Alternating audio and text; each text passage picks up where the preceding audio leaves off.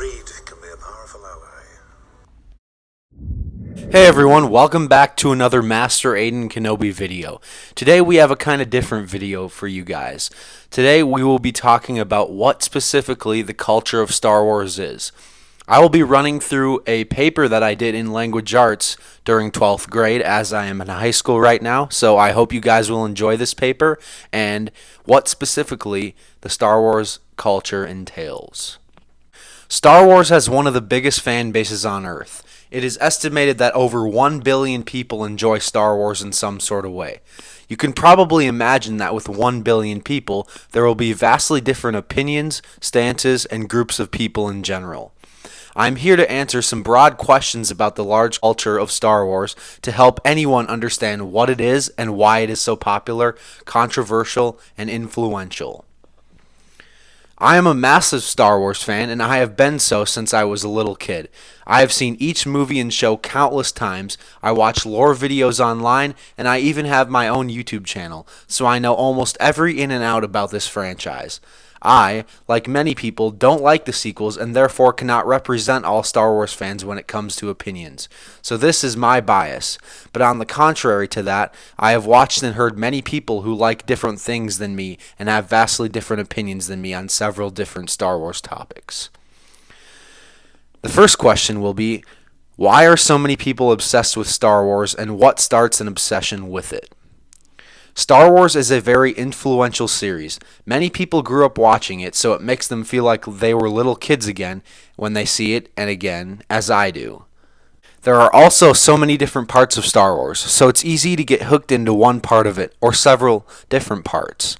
The directors and writers put so much effort into the story as well as into the characters. They do such a good job of developing the characters, especially in the first two trilogies, that these characters, such as Luke Skywalker and Anakin, are relatable to the audience.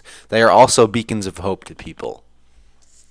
The next question will be, where did the idea of Star Wars stem from? George Lucas, the creator of Star Wars, is a very intuitive and adaptive filmmaker. He adapted his ideas from Star Wars from movies like the Flash Gordon series in the 1930s, as well as Akira Kurosawa's samurai films. Lucas also drew similarities between the Galactic Empire and Adolf Hitler's Nazi Empire. Also, many ideas of the main characters, such as Luke and Anakin, are derived from ancient myths and old stories like the Bible, Macbeth, and so on.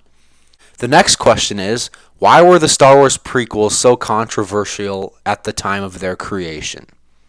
Many of the reasons certain people don't like the prequel trilogy include many different ideas, characters, and thoughts that were a part of the trilogy.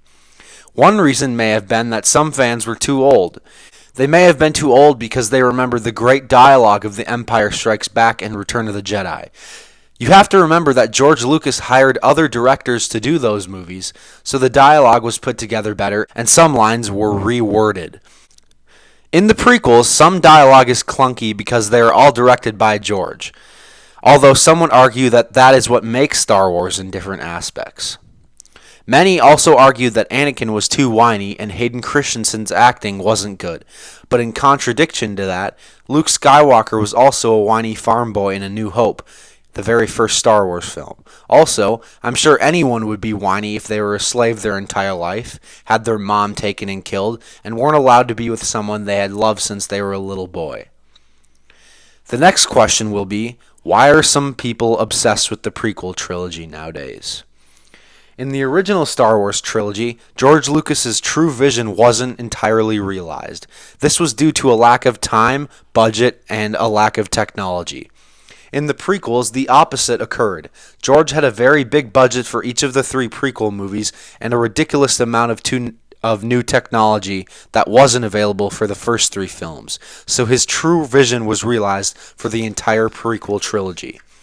Many fans who had seen the originals before the prequels came out did so with their parents and not in a theater, so when these fans were able to see the prequels in theaters, many people felt like these were their films. Many characters introduced in the original trilogy also have their backstory told in the prequels. This includes characters like Yoda, being a great Jedi Master and swinging a lightsaber around in Attack of the Clones, the origins of the Empire, and the story of how Anakin becomes the mighty Sith Lord Darth Vader. Many of these examples are why fans like myself claim that the prequels are their favorite trilogy.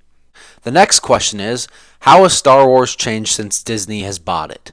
Ever since George Lucas sold his beloved franchise to Disney in 2012, many fans claim that it doesn't have the same feel as when it was owned by George. There are several different reasons for this. These ideas include, like, Disney uses Star Wars to make money.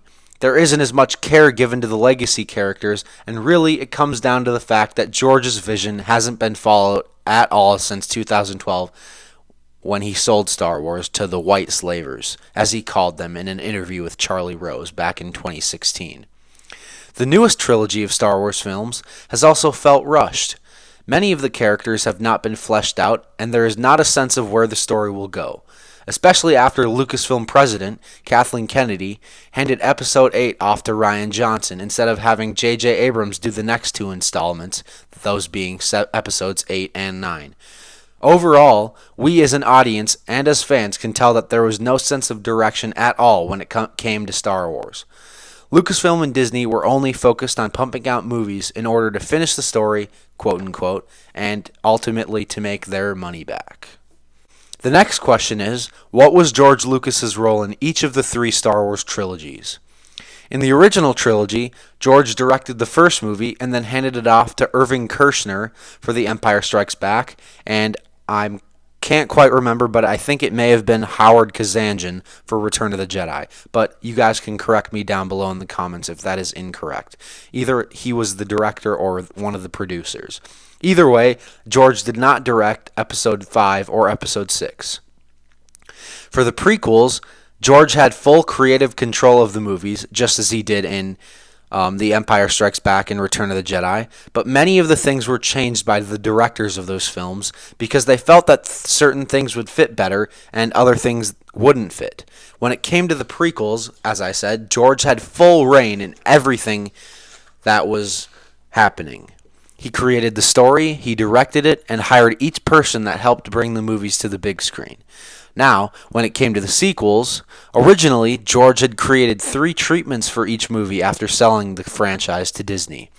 Disney ended up buying them from him, acting like they were going to use them. George also figured that he would have a decent amount of say in the 3 films. What actually happened is very frustrating and controversial, especially to older fans. What ended up happening was Disney did nothing with the 3 treatments that they bought from George. They completely cut ties with him, and to make things worse, the person he hired to take over Lucasfilm, being Kathleen Kennedy, ended up siding with Disney and not with the man who put her in that position in the first place. So as you may have guessed, George had nothing to do with the sequel trilogy. He didn't even attend either of the 3 movie premieres because he was so disgusted with how Disney had treated him and his beloved creation. And my conclusion of this paper is, through being a fan for over a decade and conducting very intriguing interviews, I have discovered many interesting facts and ideas about Star Wars and its culture. First off, I have concluded that there are countless opinions on different aspects of what I have talked about in several of my questions today. Other questions in this study allowed me to further my understanding of Star Wars and how it has become the phenomenon we know it to be today. Due to this study, I am very well informed about all aspects of the Star Wars fandom. This includes hardcore fans, such as myself, fans with vastly different opinions, and last but not least, very basic fans. And that is a conclusion to my paper. I hope you guys enjoyed what the culture of Star Wars means to me and what I think the culture of Star Wars is in general. Please be sure to like the video and subscribe, and also comment down below what you think of my thoughts in this video. And as always,